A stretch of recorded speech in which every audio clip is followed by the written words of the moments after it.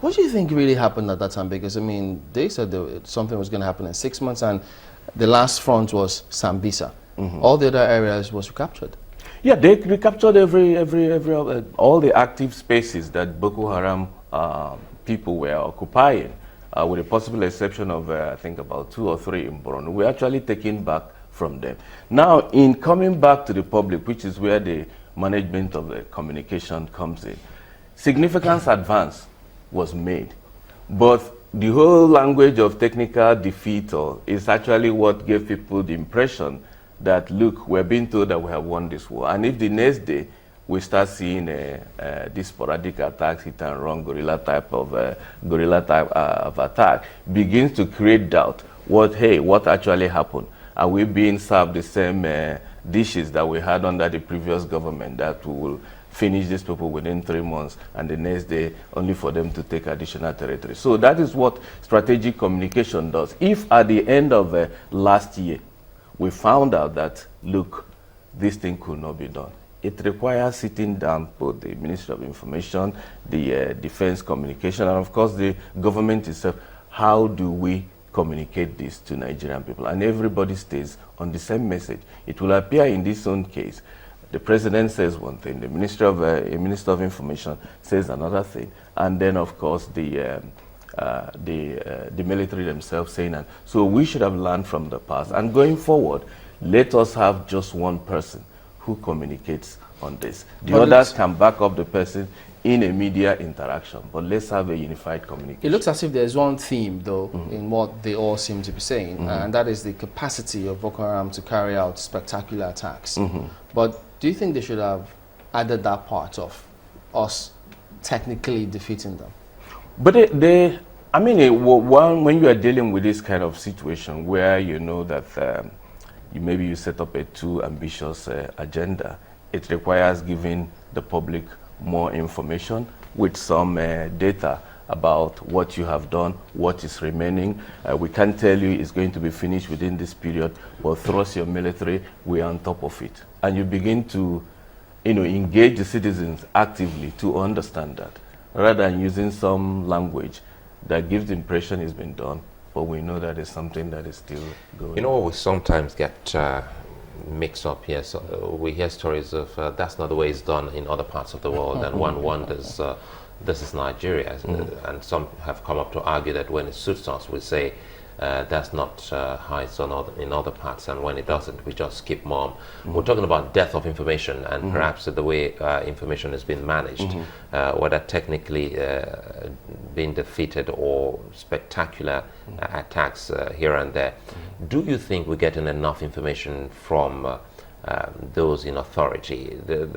More or less like, you try to paint a picture of us not upsetting the cart that may jeopardize the morale of our troops. Every time we see the army chief go to see the troops, we see there's this zeal, this zest, this spirit in all of them. They're always happy.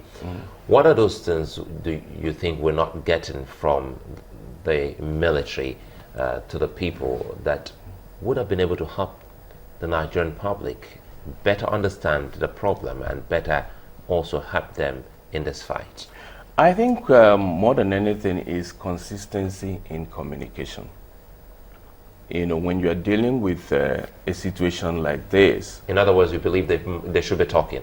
You're on the side of... Not just talking, but speaking with one voice.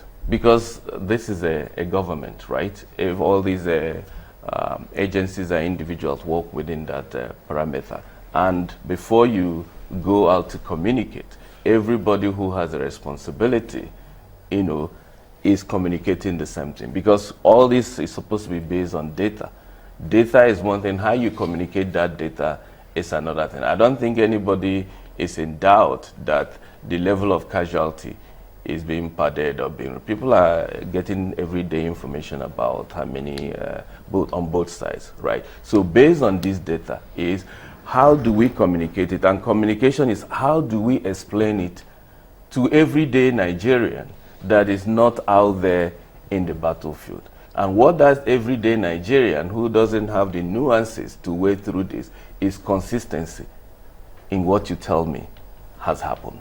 So when you have different individuals speaking to it from different angles, they may not be contradicting each other, but it's where you put the emphasis that at the end of the day makes people believe you or begin to say, especially when you are in an environment where you have had an experience before where things didn't go the way they were communicated. Jim, just a moment here. You know, when you talk about believability, it is very important here, knowing full well that we've had people who are, maybe you're either an indigene or you represent the people, and the vibe coming from you is quite different, not in tandem with the government or from with the military authorities. You know, if you're in the media, just the way you also operate in your foundation and while you are also with Clean, people would call you and they'll tell you, hey, this is what has happened. And some other times you go there and you see that it's quite different from the other vibe you're getting. Sure. It was only yesterday we got someone who is in some of these local government areas, and he said, hey, wait a minute. The thing is, I understand that the IDPs are about to be returned, and I'm saying no, they shouldn't be returned because it's not safe for them to return. And we thought he or she, or rather in this case he, should come forward and speak. But he said, no, I'm not ready to do that now, but I'm saying it's not safe for them to return. Back to information, should we make a mess of it to the extent, because there are some things you should say that you, and some other things you should keep away that you would want to call classified information. But when it comes to safety of the people and community, do you think that we should keep such information away from the people? Well, I think one thing we have to recognize in this discussion about right or wrong way of communicating is that we are operating in an environment, in a period where there is information explosion.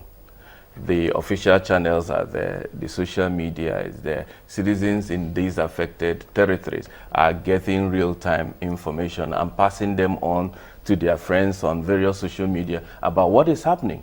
And the communication channels of the government doesn't respond on that minute basis because they have to cross-check what they are hearing to make sure that what they are passing on to members of the public is accurately what is on the ground. And nobody is expecting them to be magicians in this. So it behoves on them, when you are not ready to communicate, to say, we'll get back to you on this, and also to communicate, to effectively liaise with the media. I mean, you have crime correspondents, security correspondents that are active in there. Take them into confidence about what you are dealing with. They will actually better explain it, you know, to the people.